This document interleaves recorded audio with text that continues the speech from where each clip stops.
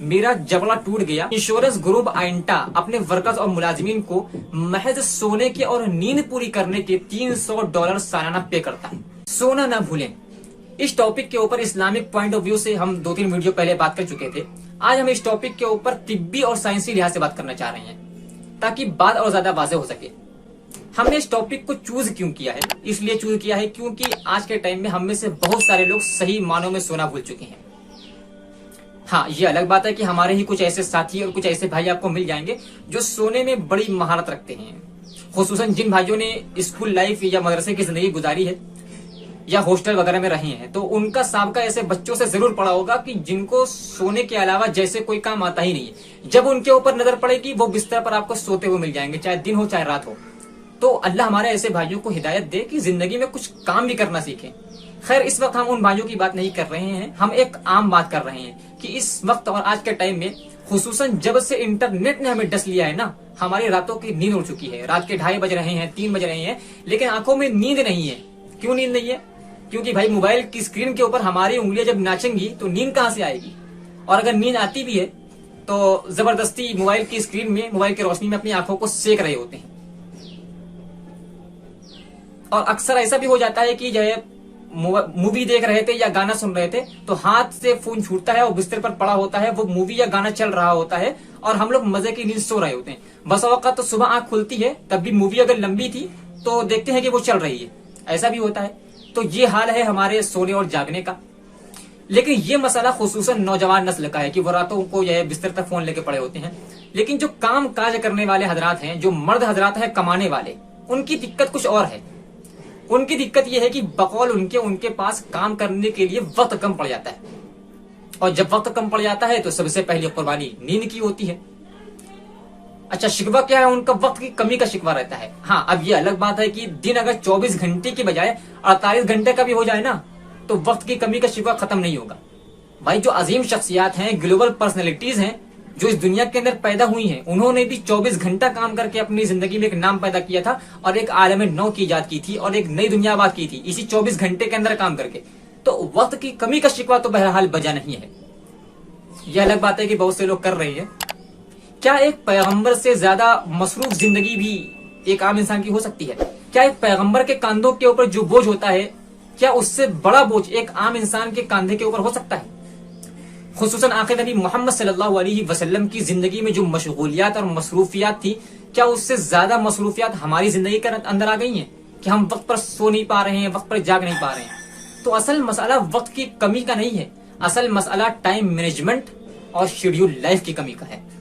खैर, ये सब बातें तो आप जानते होंगे। इस वक्त हम आपके सामने अब कुछ तिब्बी और साइंसी हकायक को आपके सामने रखना चाह रहे हैं ताकि आपको ये अंदाजा हो सके कि सही वक्त पर सोना और सही वक्त पर जागना और नींद पूरी करना हमारे लिए किस हद तक जरूरी है और ना पूरी करने के नतीजे में किस कदर खतरनाकी का सामना हमको करना पड़ सकता है और कर भी रहे हैं, इसका आपको अंदाजा होगा।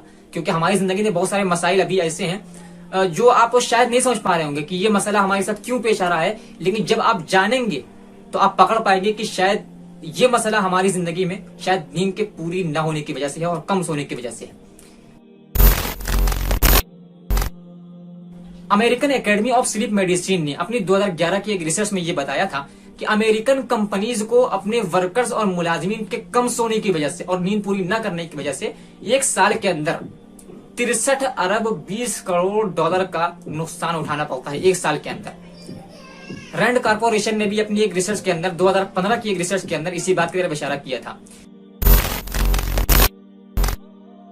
यही वजह है कि बीबीसी की एक दूसरी रिपोर्ट के मुताबिक इंश्योरेंस ग्रुप आइंटा अपने वर्कर्स और मुलाजिमीन को महज सोने के और नींद पूरी करने के $300 सालाना पे करता है।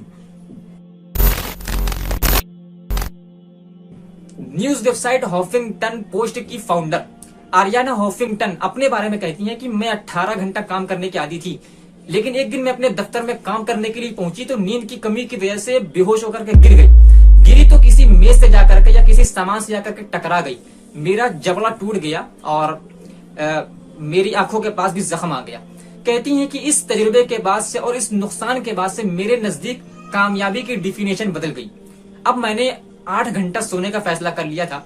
कहती हैं कि जब मैंने 8 घंटे सोने का फैसला कर लिया और 8 घंटा सोना शुरू कर दिया, कहती हैं कि इसके बाद से मेरी काम करने की सलाहियत और फैसला करने की सलाहियत बढ़ चुकी थी। फिर उसके बाद वो अपने इस तजुर्बे से इस कदर मुतासिर हुई और इन्होंने इतना कुछ सीखने को मिला इस तजुर्बे से कि बाकायदा उन्होंने स्लीप मैनेजमेंट के ऊपर एक किताब भी लिखी। रॉटरडैम स्कूल ऑफ मैनेजमेंट ने अपनी एक रिसर्च के अंदर ये बताया था कि अगर एक इंसान महज एक रात ढंग से न सो सके तो वो सुबह को अपने दफ्तर में या अपने घर में मारपीट का और बदअखलाकी का मुजाहरा कर सकता है। बीबीसी ने जनवरी 2020 की एक रिसर्च के अंदर यह बताया था कि कम सोने की वजह से और नींद पूरी न करने की वजह से और सही वक्त पर न सोने और सही वक्त पर न जागने की वजह से एक इंसान के अंदर जो याददाश्त होती है, ह्यूमन मेमोरी जो होती है, वो कमजोर पड़ जाती है। इंसान के अंदर काम करने की सलाहियत और फैसला करने की जो सलाहियत होती है वो घटने लगती है। हत्ता कि इंसान को मोटापा और इन्फेक्शन भी लाहिक हो सकता है। मार्केटिंग बिजनेस वुमेन जेनिफर अपने बारे में खुद ये बताती हैं। जेनिफर अपने बारे में बताती हैं कि मैं बहुत कम सोती थी और कम सोने की वजह से मेरी काम करने की सलाहियत थी, मेरे फैसला करने की सलाहियत थी, वो मुतासिर हो चुकी थी और घट चुकी थी।